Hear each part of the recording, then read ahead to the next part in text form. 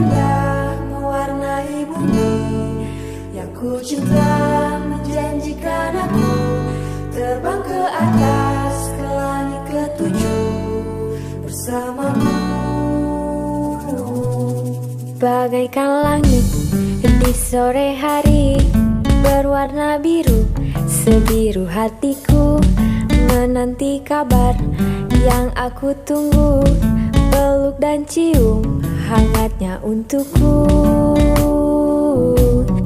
Bagaikan langit di sore hari berwarna biru, sebiru.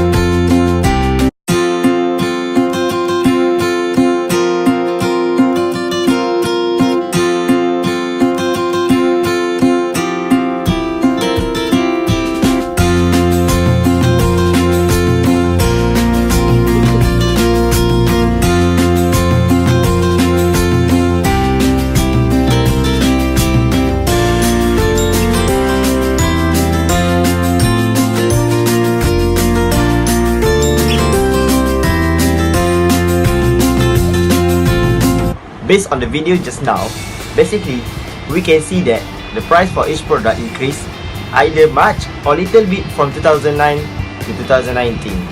Why is that? The situation happened because of the inflation. So, what is inflation? Consequently, inflation reflects a reduction in the purchasing power per unit of money. The living cost view is often related with inflation. Under normal circumstances, the living cost concept arises from the role of money as a medium of exchange. When a household says the cost of living has increased, it generally means that it is harder to maintain a given standard of living on a given income. To conclude, the consumer price inflation is measured based on changes in a set basket of consumer goods and services, tends to get into a hot debate. Based on Wikipedia, inflation is a sustained increase in the general price level of goods and services in an economy over a period of time.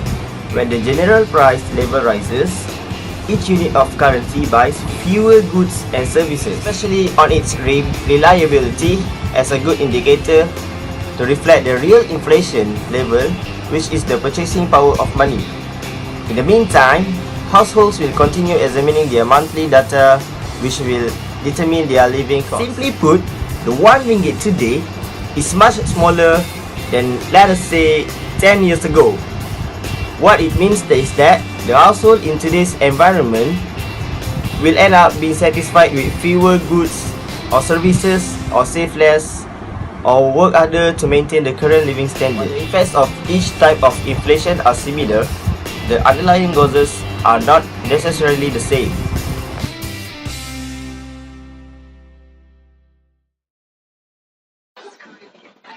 Assalamualaikum warahmatullahi wabarakatuh. Welcome to the first episode of Gen Z Economists. So today we have our guest of honor. Can you introduce yourself? Right. So, Bismillahirrahmanirrahim. My name is Amyrull Syafiq. I am second year from the Department of Economics. So I'll be specializing in finance and international economics. Assalamualaikum. My name is Aiman. I'm a first year student in economics. So today we'd like to talk about high cost of living globally. First, the high increasing cost of living is faced by many countries, developing countries especially, like Japan and New York. So although the New York City has a high income, but their price in their price for their consumer is quite high. So their price of goods is greater than their salary. So do you know which country has the highest cost of living? The highest cost of living for a country facing right now would be Singapore. Yes. So indirectly, Malaysia is also facing a high cost of living. Generally, Malaysia is ranked in the 96th position as the world's most expensive city. So let's look at the cost of why the costs are increasing every year. Right, sure. So the cost of living in developing countries, right? Different countries, like different developing countries, they have different factors. But I can tell you about what Malaysia is facing currently. So there are basically two factors, which is the external factors, and then we have the internal factors, right? So for the external factors, it mostly has to do with the current situation that is happening around the globe. That is to say, the trade war, right, between United States and China. It affects us because we do a lot of trade with China, and then also the current Brexit situation. There's a lot of market speculation, so that is also one of the factors that affects the Britain economy. It also indirectly affects our economy as well, because we sometimes, our imports, we rely mostly on China, and then we also have imports from UK as well. And then for the internal part, I would say it's mostly on government policy.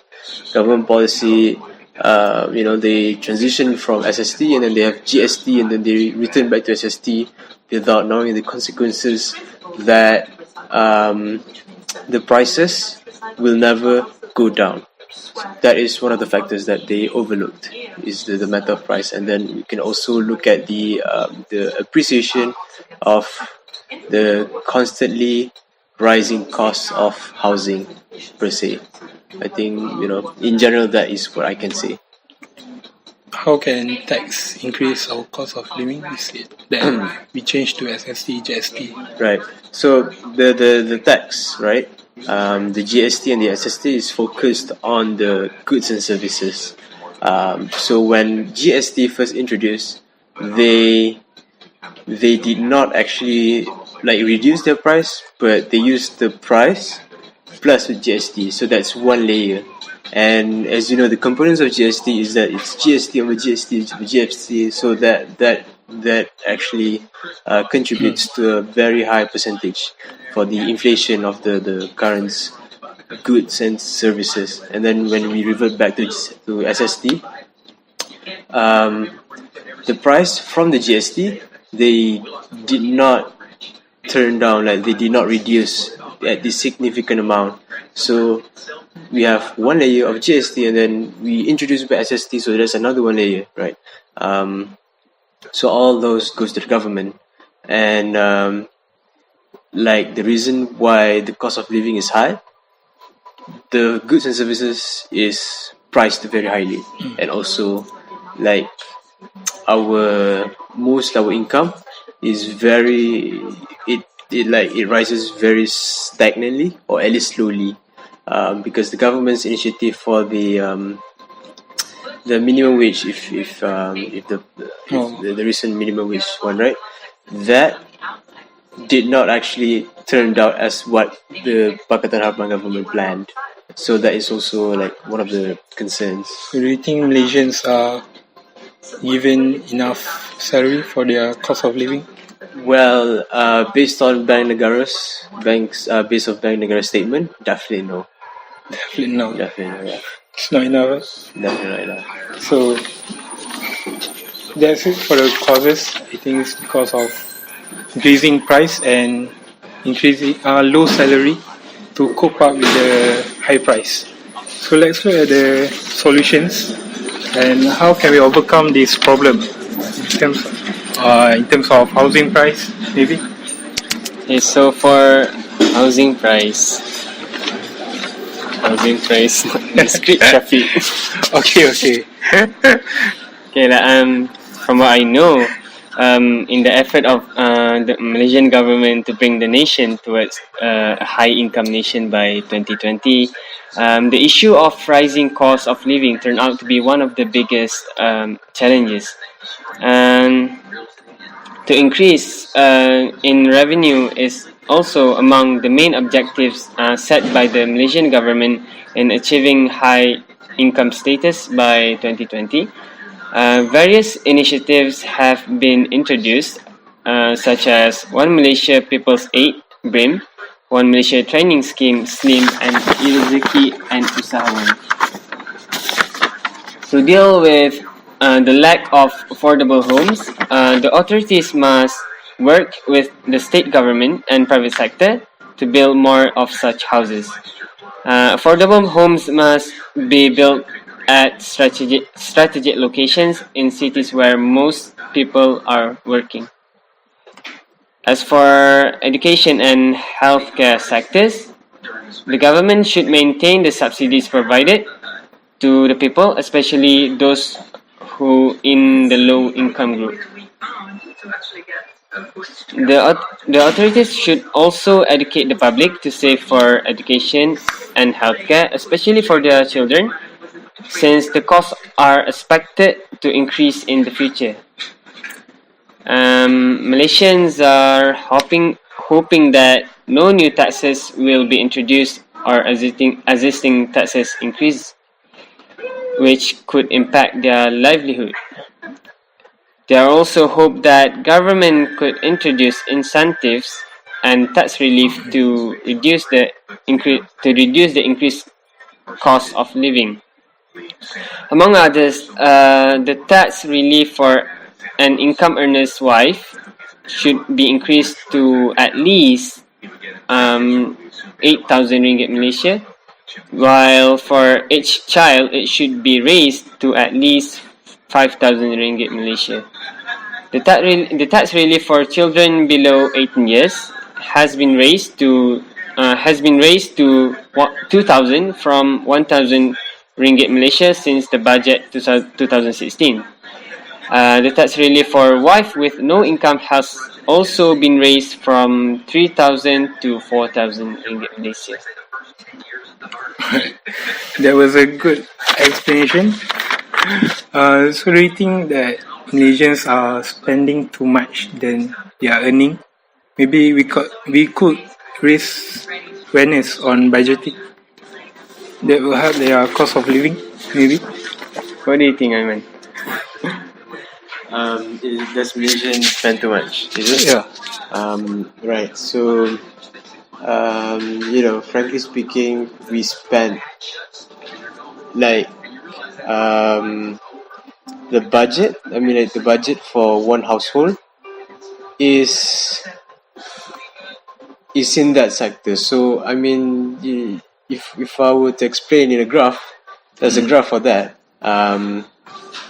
But I would say us Malaysians, we spend moderately because we used to spend a lot, and then for us to decrease the spending is actually quite hard. Like us as a consumer, we constantly spend according to the status quo, or at least up to the par level, right? So that should be the problem that we could see. So are you a student? How much do you spend a month? Like over 1,000? I'll spend below 1,000. Below 1,000. Right. So that's it for this episode. Stay tuned for our next podcast, Economics. Don't change. Everyone, so we have finished discuss about inflation factors that rise the cost of living and the solution for that problem. So before we end our video, I want to share some statistics or information that we got from the article entitled Malaysia Sees Rise in Cost of Living Survey in Free Malaysia Today News, which was published in 2018. A survey on the global cost of living for expatriate workers shows that Malaysian cities have gone up the ranking, with Kuala Lumpur rising 24 places to 188th position. This makes it like the highest place in Malaysia. In Malaysian cities in the index by ECA International, which carries out two main surveys each year comparing a basket for consumer goods and services commonly purchased in over 450 locations around the world. ECA International's cost of living survey does not take into account goods and services such as accommodation, rental, utilities, car purchases, and school fees, which it says are usually covered by separate employee allowances. However, Malaysia remained one of the cheapest locations in Asia for overseas work. Meanwhile, neighboring Singapore returned to the global top 20 most expensive locations for expats, ranked as the 18th most expensive city in the world for expatriate workers. Within Asia, it was the 9th most expensive location, a position it has held since 2016. Last year, it was the 21st most expensive city in the world, up from the 16th in 2016. This is because of the strong performance of the Singapore dollar this year, adding that the city-state had long been considered one of the most expensive cities for expats to live and work in. However, the cost of living is still below that of other Asian locations with large expatriate populations such as Hong Kong, Tokyo, and Shanghai. In conclusion, cost of living in Malaysia still not so expensive as we think.